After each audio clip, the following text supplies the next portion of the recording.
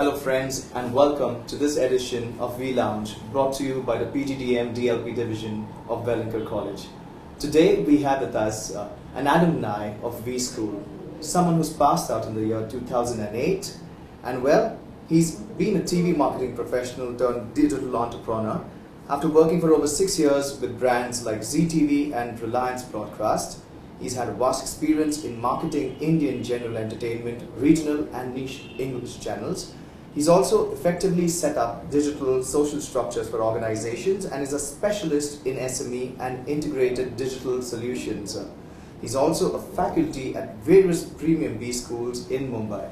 So well, we have with us Mr. Hari Krishnan Pillai. Thank you so much for joining us. Pleasure's mine. Pleasure's mine.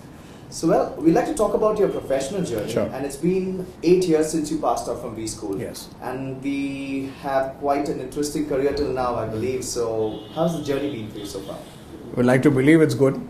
Probably that's the reason why we're sitting here. I think we wouldn't be doing it if it wasn't. The journey's been good, obviously. Right. And the good part is that, like in most good journeys, the story is what's most exciting. Absolutely. And it's been good, a lot of learnings and success stories here and there. So, great. Yeah. Fantastic. So, well, you were the General Secretary for 2 consecutive years at the college and a favorite of all the faculties is what we've got to hear. So, could you share with us a little bit about your time as the General Secretary and what were your responsibilities that came with it? Sure. So, I was not only the General Secretary, I was probably one of the youngest General Secretaries at that time. And, General Secretaries and being favorite of the faculties kind of don't go hand in hand. So, why is that so? So I think I managed a big feat there. No, I'm just kidding. The good part about Wellinger, and I used to keep saying that to all those people who used to come and ask me right during my journey in Wellinger and out of it, he said, why did you choose Wellinger and should they choose Wellinger? It's because there are a lot of universities, colleges who bask on their past glory, and there is this another set which talks about what's next. And I think Wellinger was one of those institutions which spoke about what's next and wasn't really basking on their glory. Right. They were, and today maybe when they are in a position where they're obviously basking in their glory too, while they're thinking about what's next. The kind of core structures, the kind of vision that they had, not only in terms of education but also for their students, the way they structured it was fantastic, and that's what I think I loved the most. While I was the General Secretary, my interaction in terms with NHRD to design, being a part of the innovation team, we had gone to Sweden. It was fantastic, and the learning experience outside the class was as strong as what was inside the class.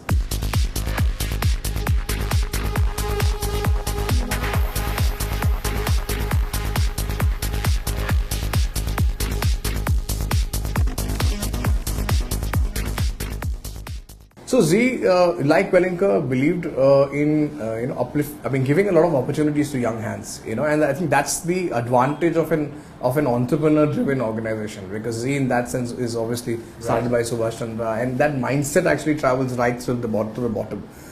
We did all kinds of job, in Z, as an entry level. So while we joined as marketing executives, we were made to do everything. And we, as much as we hated it in the initial part of our career, the best part is right after 1.5 years, 2 years or 3 years, or right now when we're handling people, handling teams, speaking with associates, no one can make a fool out of us because we know what goes into the bone of things.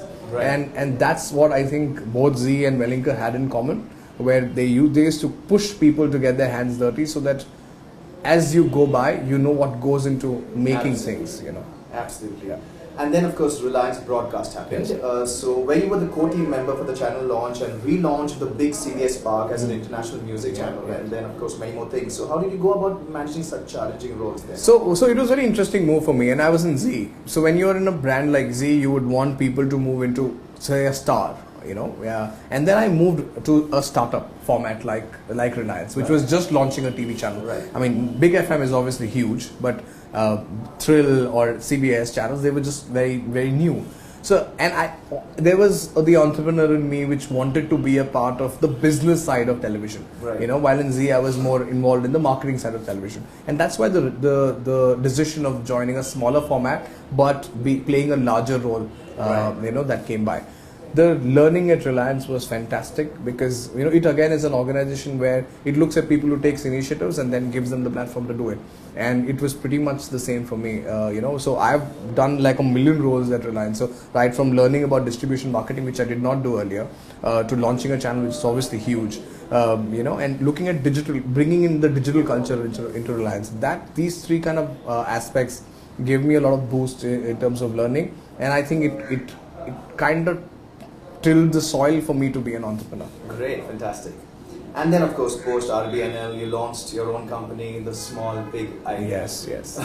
Which is a digital marketing agency providing digital solutions that improves efficiency of existing marketing plans. Yes. And the agency specializes in digital TV, digital radio, and digital events, activation, integration. So, what was the driving factor for you starting this? So when I was in Z and in Reliance, we were interacting with a lot of digital agencies, and what we felt there was a very big gap, and I mean, no offense to agencies, and we felt that maybe it was the kind that we interacted with. They were very good with understanding digital as a space or social as a space, but there was a gap with what marketing brought onto the table, right? So there was a lot of gap in that sense. Also, I think their interaction, we felt that there's a lot of scope with when interacting with CEOs who've been 40 years, 30 years, 20 years into the industry. When something like digital comes in the picture, they still get a little shaky. Yeah. There was a need for people to come and talk their language and explain digital to them. And we felt there was a very big gap. And that's why we started this organization setup called the Small Big Idea, where we get a lot of digital understanding, customized and explained and wired well with the larger marketing branding phenomenon, I think that's been also the driving factor and the reason for our success. Super. It's very interesting. All right, and how did you go about getting your first client? Okay. So we would like to believe we were great sellers, because we walked in to the first client's office, and so the first question he asked is, "Where's your office?" And we said, "Oh, we are a startup." And I said, "Okay, when did you start?" We said, "Yesterday." So we were working out of a friend's mezzanine floor. So he said, "Okay, so I'm sure you have an office." So we said, "Okay, it's a place like this." And the good part is that there are people in the industry or sitting in key roles who believe giving opportunities to people who are starting up because someone some time back gave them an opportunity. So so it was obviously on merit. There were questions on whether we'll be able to service that size of an account and things like that. Obvious reason I would have had questions if I was on the other side. But the advantage that we had again was that we were on the other side some years back. Right. A lot of people who are my counterparts are agencies who ended up forming agencies, right? The advantage that probably we had was we were clients who turned into agencies. The empathy level that I think we had was fantastic. I think we knew every time he said something, or the client said something, we knew the apprehension. Absolutely. And that I think we could play that well. Play around it well, and that's how we won our first, and always in the back of great ideas. Super. Okay, and if ever did you lose any customers? Yeah. Were there any? Oh, of course. So could you tell us about the first customer you lost? Yeah, this is very interesting. So we had won the account, and we were doing decently well. There was a new CEO who came in for that particular company. So he called us in, and he said, "Okay, present what you have done." And we presented what we have done. I said, "Okay, so where's your office?" We said we were at that time in Vashi. I said, "We are in Vashi." I said, "How big is your team?" So we're 5 people, and we were 4 months into the setup, right? So he said, "You're five people, it's a 5-member setup." Like, yes. So he said, "Do you know what's the turnover of my company?" I said, "Of course we do." "And do you know what is the size of the agency which handles my other brands?" So yes, I do. And I think he said, "You know what, we would not like to engage, we want bigger agencies to come." He wanted to look at consolidation and things like that. That's the first time we lost a client, and that's when we realized that, hey, we could lose clients not just for bad work. Since we were protecting ourselves from that, but also because we were a small company. Right. The interesting part is 6 to 7 months after that, the company called us again for a pitch. We were a 10-member team by then, and we ended up winning the account, and we've been handling them for a year plus now. Wow. So, but that really told. Failures coming from unwarranted, unexpected areas. Absolutely. But I think these teach you a lot, obviously. Super. Yeah. And what are the other challenges you faced while you were starting up? Hiring becomes a very big challenge because talent today I think is very interesting. They want to work with big brands, whatever be the role. That I think was a big challenge, and also location of office. So we were based out of Vashi, right? So nobody wanted to come to that side of town, maybe. Yeah. So maybe those are the challenges. Challenges also were brands being comfortable working with bigger setups, bigger names, Right. and things like that. But I think we broke through it, and these are challenges which is all pervasive to the entire industry. These were the kind of challenges that we faced, but obviously it's been 2.5 years, so we've kind of overcome most of them. All right. Now you just spoke about hiring as a big challenge. Yeah. So how do you go about procuring the right talent for your organization? We actually have a very talent-friendly strategy, like set up for us. We spend a lot in training. So what we did was we started looking for people who were in the digital space. What we realized was that they wanted to work with established names. I'm talking about earlier, right, when we started off. So we started getting guys from non-digital areas. So a lot of people who were in the advertising space who wanted to be, digital marketers, right? Because they saw the opportunity in this space. So we wanted people like that. So we started getting them, and we started spending time in training, right? For that matter, 3 of them are still with us. Guys we had 2.5 years back, and that's how we build our team. So almost. So there was a time where almost 40-50% were non-digital guys, right, training and being digital people, and they're doing pretty well. Fantastic. So you do give it a lot of time to ensure that you train them and stuff. And then once you have people on board, the bigger challenge is how do you keep them motivated? That's interesting. Our kind of work is, creative. They're all creative people, right? You do creative work, you get appreciated. Your work gets noticed. That's a big high, right? So that's one thing. And number 2 is I think we kind of take care of our employees a lot, because we genuinely believe that you don't quit organizations, you quit bosses, right? So if you're working with wrong people, you're more likely to quit them. And the other philosophy that we believe is you take care of your people will take care of the organization. Right. You keep taking care of the organization, then you're going to have a big problem, because you can't. So we spend a lot of time training, doing activities for them on Fridays. We've done 4 offsites, 3 offsites, sorry, and 1. So 3 offsites. Like clients like Madras, we take them for those runs. So in that sense, we keep them motivated, and nice. And we focus a lot on building their careers. This is one statement we keep telling them, is that your career is our responsibility, and we try and do as much as possible to ensure that they walk in that path.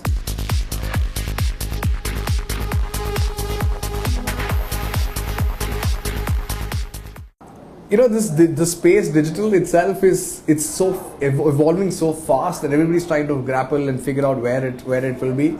But we would definitely want to be amongst the top 3 agencies in the next 5 years, for sure. Wow, fantastic. All right. Normally, people are very scared of taking up a target-based job because of their own version of fears or thoughts of how things could be. So, and about definitely whose career has been all about sales, marketing, brand management. Why do you think people have this fear of taking up such profiles? I think it's largely because of unawareness. I think ignorance builds a lot of fear. If one knows the advantages and disadvantages of working in an environment which is performance driven, I think then they will take a conscious call. I mean, if you're talking about students, primarily, right, and I'm saying this also because I teach at a lot of these schools, is because they don't know what is waiting for them. And what would happen if sales targets are not being met, and people talk about sales pressure so much and things like that. But what happens after you pass that path is brilliant. I think people, when you're trying to tell people to take up a sales job, you should tell them about what follows after you taste success. You look at all companies and you look at the CEOs, and most of them would probably either be product specialists or sales guys. So if any student is out there who wants to be a CEO tomorrow, so either you be very good at your product or you be good at sales. So either you get the money or you make the things that gets money. Right. Otherwise, I don't think you'll ever be a CEO.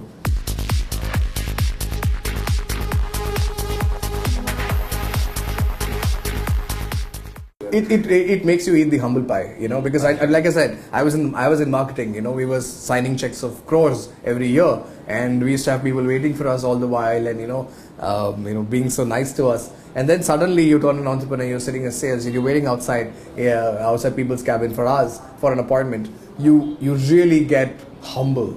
There's a lot of humility that comes into your personality.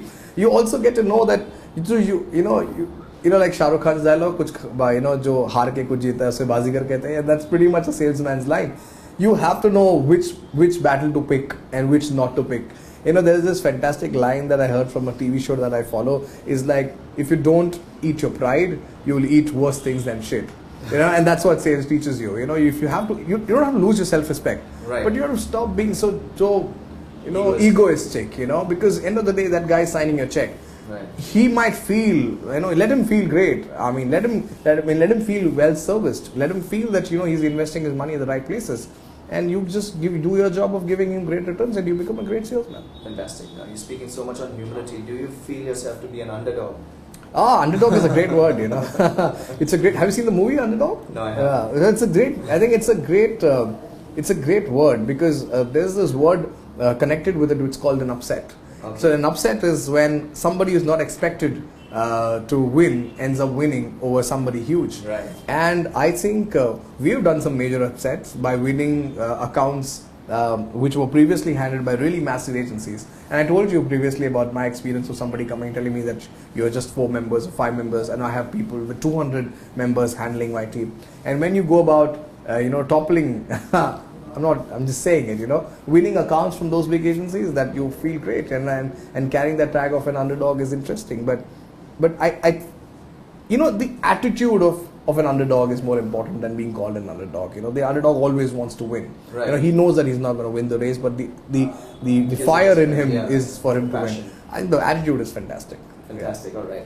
Okay, now we'd like to understand how has getting into a startup impacted your family life, your social life, relationships, and how have you changed as a result? The change, like I said, it's 360 degree, in that sense. Family, let's take it one by one. My family was always used to me coming late.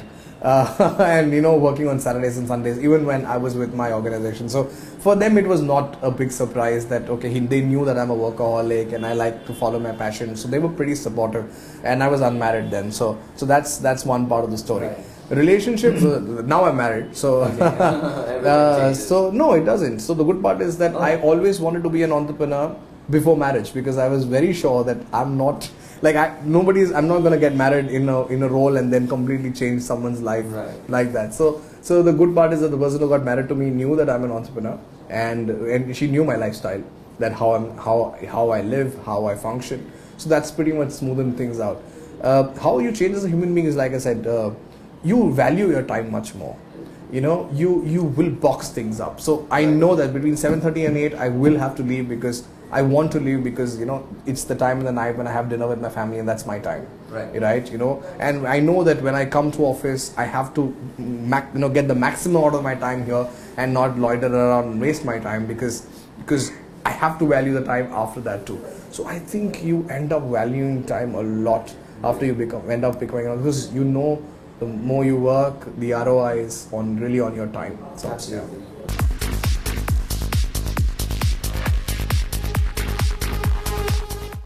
Alright, so we'd like to get back into flashback mode now, and we'd like to talk about your days at V School. So what was an MBA a decade ago, and what is it today too? Okay, see, the purpose still remains the same, right? You are there to get a postgraduate degree in business, understand business better. And I think nowadays it's become... there's a lot of work that people are doing outside their classrooms. Even I think the faculty expose students to work that happens outside the classroom, and that's fantastic. The access to information exchanges are also very high, and that's again, I think, been a massive change in the way it's been done. So yeah. Great. And when you recruit from an MBA college, and you are recruiting a lot, so what are the things that you look for in a candidate? Attitude before aptitude, for sure. Right. Because ours is a space where it's a broader understanding, and then you have to get into the bone of things. But you have to get somebody with the right attitude, and that's very difficult. You can get somebody with great CGPA, you have great scores, you have done projects with great places. But if you don't have the attitude right, then we all usually take a back step. And let's get into what the attitude is. It's a sense of commitment that comes into work, sense of wanting to excel, wanting to go beyond the ordinary. Having an attitude of what's next. What's the next piece. Putting all that you have into the work that you do, falling in love with it, these kind of aspects, it comes out in the way people talk, in the way they want to, you see it, how they really want to do a job. We usually never convince people into taking up a job with us, because that convincing will probably last for 3 months, 4 months. We really look for candidates who want to work in the sector, who want to do great in that space, and obviously some bit of aptitude for sure. But between aptitude and attitude for sure.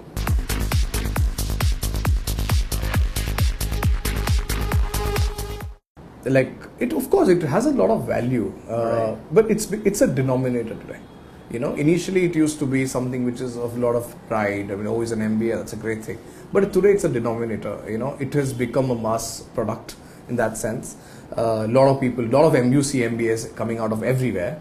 But what eventually matters is, okay, where one is now, what we see is where has that person come from. So the university or the college becomes important. And then what has been translated. So you've done an MBA, but how well have you translated that into work? Have you done projects? And that kind of things matter. Right. But it still has the value that it used to have earlier. Oh, fantastic. And what do you think a student who's pursuing the course should really focus upon, apart from, of course, the daily classes, projects, and syllabus? One thing is, if you can get your hands dirty, if you can get to do something live, right, there's nothing that can replace it. Because when you're doing it, you're very close to reality. Absolutely. When you're in a book, you're probably not as close to reality, but it's important. You're getting your base there. True. Projects, okay. But when you're doing something real, I think that will completely change your perspective towards handling a business, because you're faced with real problems. Absolutely. And of course, nowadays, students have big expectations of a corner office and a good package and all the perks and benefits. So what would you advise them? It's okay to have those expectations. It's absolutely fine to have expectations, because your expectation makes you more aspirational and it makes you work more. But it's difficult to get that on the first go, right? And it's difficult to get that for the first 5 years. One has to accept that. Right. But it's not far away. If you look at across sectors, people, really young guys are moving up the ladder very fast, right? So that's a good news. But people are also working double, 3 times harder. Right. So you have to accept it. If you are looking for that corner office in the next 5 years, 3 years, whatever, then you better work with 300% the speed. Right.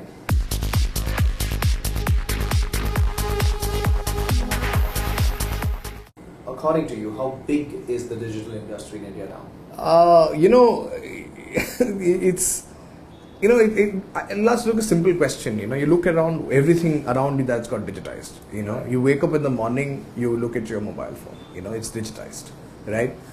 Your news is consumed on a device. It's digitized. You walk out, your tickets are digitized. Your metro ticket, everything. So every aspect and every phase of your life is getting digitized, right? In some form or the other. Right. The Prime Minister is speaking about it. So that has also moved the entire nation to a certain angle, right? Networks are coming out like that. Geo, the entire space is changing. So how huge is it? It's obviously, it's as huge as it can be. Is it going to be a driving factor, a growth factor? Definitely. Are people going to benefit out of it? Are jobs and opportunities going to get created? For sure. Yeah. Oh, fantastic. And as of now, as we know, it's huge. But what stage is the digital industry in India as of now? There are these. Every industry goes through a stage wherein there is a lot more talk about it than meat. Oh, okay. Right. So this has a lot of meat, but it is in a confused state. Oh, okay. Right. Everybody is trying. People are trying to understand it. People are grappling with it. People are misinterpreting it, misrepresenting it, and it will go through a catharsis, and then the chaff will be moved from the wheat, right? Absolutely. And then people who have sustainable ideas, people who have good understanding, people are able to sustain this in the best form, will remain, and there will be a catharsis that goes by. It's okay for me to be an industry person and accept it, that it will go through a catharsis. There will be acquisition, there will be consolidation, and all of this will fall in place for sure.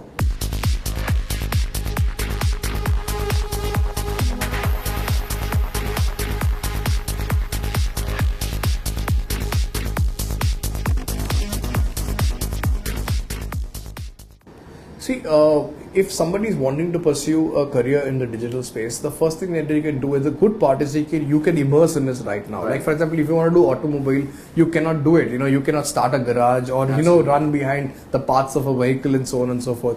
Or if you want to get into banking, start giving out loans. I mean, just like a denominator.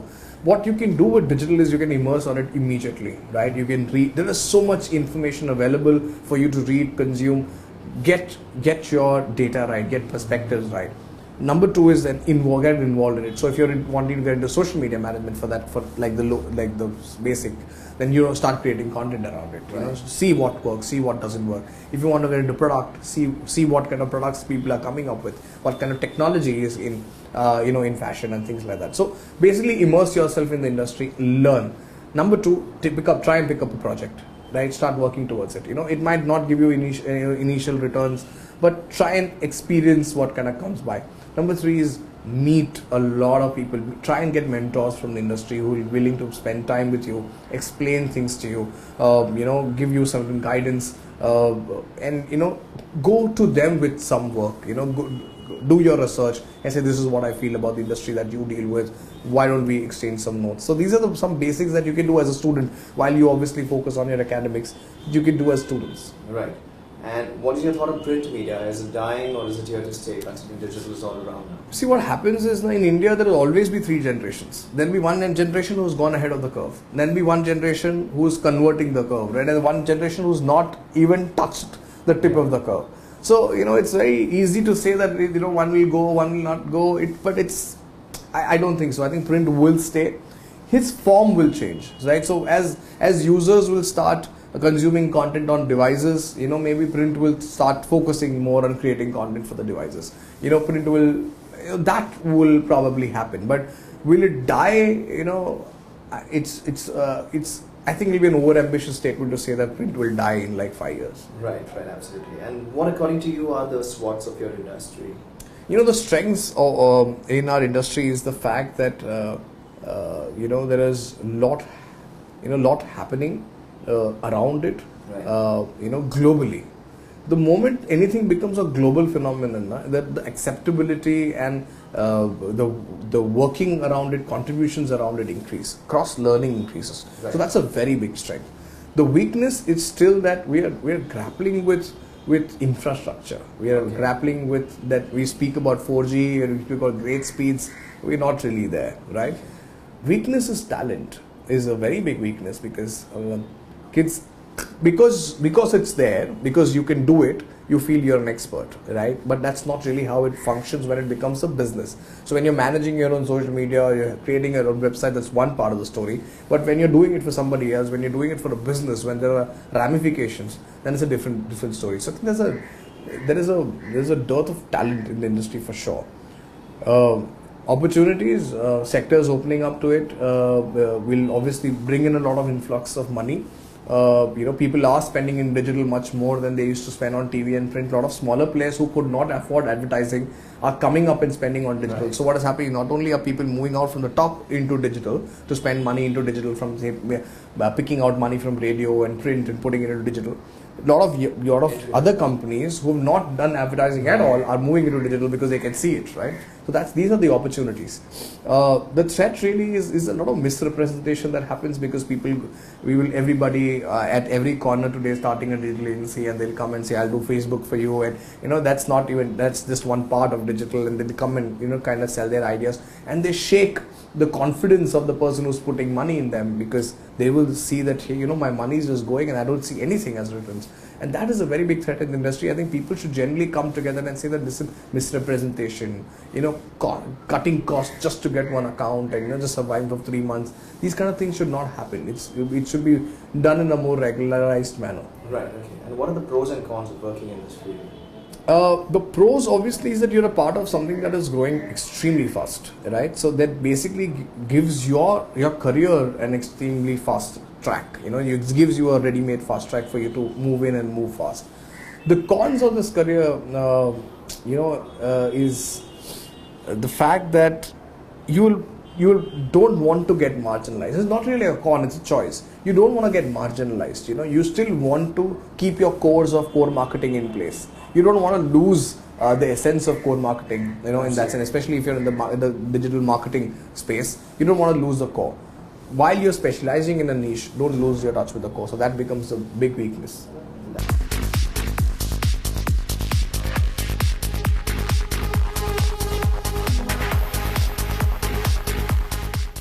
Okay, see, it's obviously very profile specific issue and handling at the entry level. So if you're looking at an account executive, you want someone to have good conversation skills, great ideation skills, somebody who's proactive, who can maneuver people, allocate work, get it done. So people who are on their feet all the time, thinking of ideas. Copywriters, we look at good English, fluency in language, good grammar.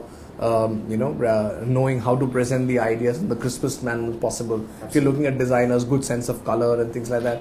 But largely somebody who understands what's happening now. People who understand what kind of content people like to consume on the digital space. Because largely our business is in the content. I mean, our company works more in the content space. So what kind of content people like to consume? What would they like to see? Right, and then presenting it to them in the best possible manner.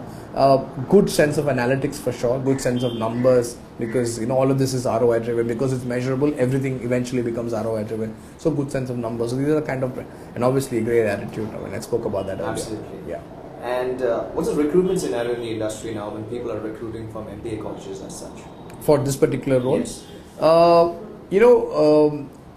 They don't pay, they will definitely not pay as much as, I mean, there are two kinds of recruiters in digital space, right? One is the advertising agencies, the digital agencies, the agency side, and then there are the clients, who are getting digital experts there.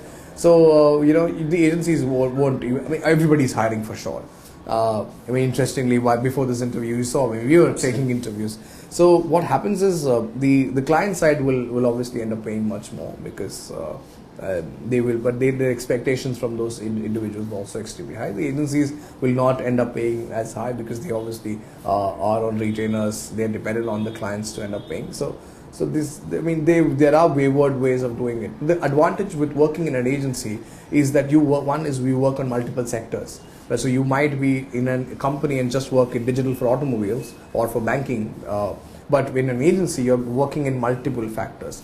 And that's the advantage, especially in the beginning of the career, especially the curve that this particular industry is in.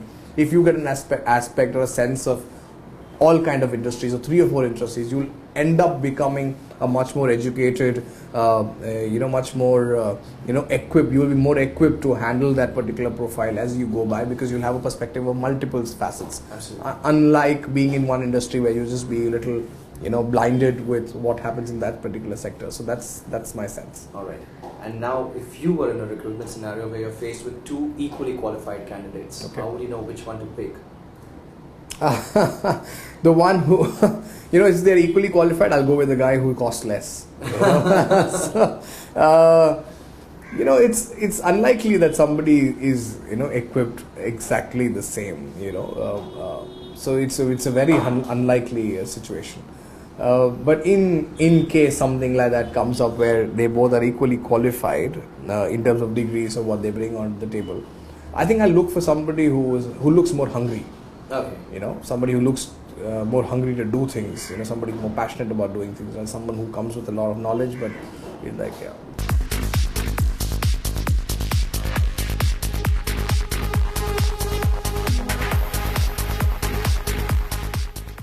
One is obviously you'll have to, whichever sector that you are interested in, I think you have to have a clarity of what you want to do. Right. You need to know that this, at least by the end of first year, I know it's difficult, but you need to know which industry you want to pursue and have a good sense of what role you want to do. Right. So, and once you get that sense, I think you should pursue to gain as much knowledge as possible. Okay. Because people, I mean, that's the easiest way to impress a recruiter, is by saying that, listen, I'm clear about what I want to do, and I know this by the fact that I've done A, B, C, D, and E. Give them proof of concept. So if it's a project report, if it's an understanding of the industry, it's an industry report, you worked on a project, give them proof of concept, right? That's number one. And the second thing, obviously, is like I said, you have to build that attitude. And that attitude is will obviously end up being presented well by saying that this is, you should look like somebody who would suffice their requirement of passion, of wanting to do more with them. So yeah, so that's all right. And in 5 years from now, what do you think are the changes the entire industry will undergo? So I think I already spoke about it in the previous question. I think, like I said, the industry will consolidate for sure. I think the industry will start investing in a lot of talent, in training of talent.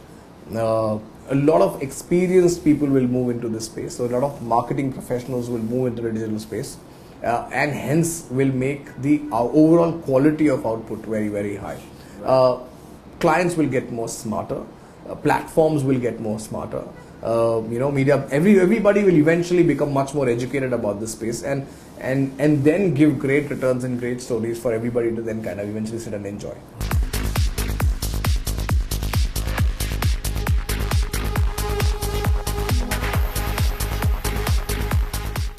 Technology will obviously play a very big role, because all of this is centered in technology, right?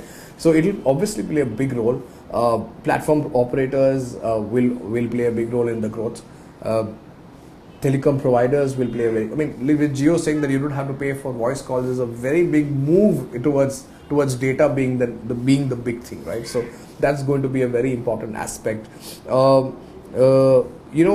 Infrastructure the government provides is going to be, again, so let it be power, let it be connections in terms of good connectivity, HubSpots being available places, internet being given for free, people Wi-Fiing the entire city, making it smarter cities for people to then use devices to control half of their life.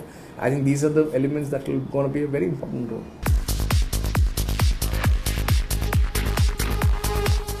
We'd like to know what's the first thing you do the moment you enter your office. I wave a big hi to everybody. Okay. So it's, if I'm not on, usually I do a lot of calls when I'm traveling. So if I'm not on phone, then the first thing that I do is say hi to everybody. I walk into my office, I set my things up, have a glass of water, settle down, and what I usually do is plan my day a night prior. Okay. So, the meetings either lined up, so they know as soon as I come in, they know that 10 o'clock somebody has to come in, or 11 somebody has to come in. My day usually starts very quickly. So in the office, that's the first thing that we do. Alright, and what's one thing you like the most about the job, and probably something you don't really like too much, or the least about your job? Okay, the thing that I like the most about the job is the freedom. The freedom to choose, the freedom to do what you want to do. If you like some project, you can take it up and, just put what you need in it and do it, make it happen. There's a lot of freedom in that. What you don't like about it is that you have an opportunity to spend a lot of time on your health, but you don't. If you wake up in the morning and do something for your business, you'll probably end up making, or you stay back a little late, don't skip the gym, skip your squash game. You get to do something more. It's a bad thing, but it's just the environment is so fearsome and so competitive that you say, okay, let me just let go of taking care of yourself. But that's something that I don't like about it, and I would probably like to focus a little more on yourself. Yes, right. Absolutely. What has been your biggest strength and weakness in all these years? Personal strengths and weakness? Yes, personal strength. I think I connect with people a lot, and I think that's being my personal strength. I think I've traveled a interesting journey, and I see people with a lot of passion coming by, and some of them lacking direction. Scalar quantities, as you may say, potential lacking direction. Absolutely. So I think the biggest strength has been for us is keeping our people together, ensuring that great quality, great service is being provided, empathizing with the person who's on the other side, and ensuring that their needs are being met. That's our strength.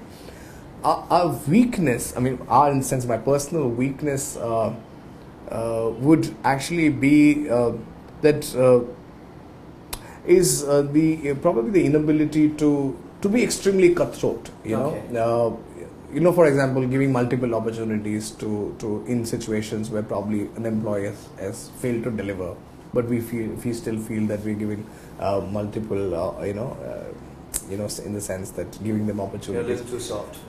Not soft, actually, maybe a little more human. Okay. So Is it not a good thing to be human? It is. But at times you end up feeling whether that's the best thing to do. I don't even know whether that's a weakness. Maybe I'm putting it as one. Maybe you're very empathetic. Maybe I don't know. I mean, I just sound like Mother Teresa right now. But maybe yeah. So that yeah. Okay, describe hurry in one word. Passionate. Yeah. Nice. All right. And what does the small big idea mean to you in one word? It means, I think it means my dreams. This is what I've dreamt of doing. Entrepreneurship is what I've dreamt of doing, and this is the actualization of that dream of mine. Fantastic. Yeah. And if not the professional career, where would Hari have been now? Me, I would have been, either teaching kids, like really small kids, not B school students, but really small kids, Right. or I would have been traveling, Traveling. like a hippie. Oh, is it? Yeah. That's starkly contrasting to what you're doing right now. No, absolutely. But I don't miss on my travels. Okay. Yeah. So every 6 months I'll be out. What's your favorite destination? So I'm doing South Africa Seychelles in December. So Okay. that's one. Right. I've loved Amsterdam. It's been beautiful. So has been Brussels. Sri Lanka is again a beautiful place. So yeah.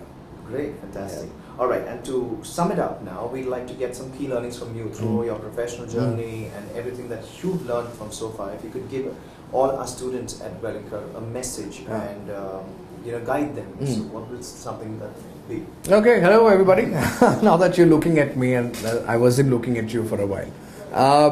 One thing that Wellinger, so I'll first customize the message for Wellinger students, or V School as it is known right now, is the opportunities that Wellinger gives you is fantastic, and believe me when I say it. A lot of V schools are trying to copy their model because they have realized now that how important learnings outside the class is important as the learning inside is. So grab all your opportunities. Not all opportunities usually come packed looking like a cupcake. They usually look like really bad looking rocks. But you have to pick them up and ensure that you make the most out of it. Number two is these 2 years are extremely critical in your life, because what you do these 2 years are going to give you the right platform for the next 5 years, right? Maybe not for the entire rest of your life, but definitely for the next 5 years. So use this platform, ensure that you're equipped enough that on the day of the placement, when people come in to look at you, you've made maximum use of these 2 years, right? Number three, network. You have to, Dr. Salunke will say this again and again, network is net worth. Right? And it truly is the right statement. I mean, for the last 2.5 years, 90% of the clients that we have got have been through our network and not been blind pitches, right? So that is uber critical for you to meet people, network with them, speak with them, and ensure that you remain in touch, and not just going and just giving cards and exchanging cards, but actually being in touch and being of value to people. And that's number three. And I think number four is always think what's next. And you cannot live in the present. You have to always think about the future. So work in the present, it's fine, but think about what's next. What's going to be the next big thing in my industry? What's going to be the next big thing that I should be doing? What's the next thing that is going to gather a lot of momentum? The moment you think about what's next, you will be able to design, prepare yourself to be ready for what's going to come in the future. And that's something that I think youngsters like you should definitely do. And number five is whatever be it. And again, I'm going to sound like Mother Teresa. Be great human beings, because there is nothing in this world that empathy cannot sort. And being a great salesperson, the core of that lies in empathy. Because if you start doing things that suits you, you will not necessarily get the results that suits you. The moment you want to influence people to give, make them give things to you. So for influencing others, it's very important to know what they need, and that comes through this trait called empathy. And so if you want to be great marketeers, great bosses, great sales people, and I'm not talking about the human side, be empathetic. The moment you understand what the other person needs, I think you'll be able to service them much, much, much better. Best of luck. Oh, fantastic. Yeah. Great message there. Thank you so much, Hari, for joining Very us nice on meeting you. V Lounge. It was a pleasure speaking to you. Thank you so much.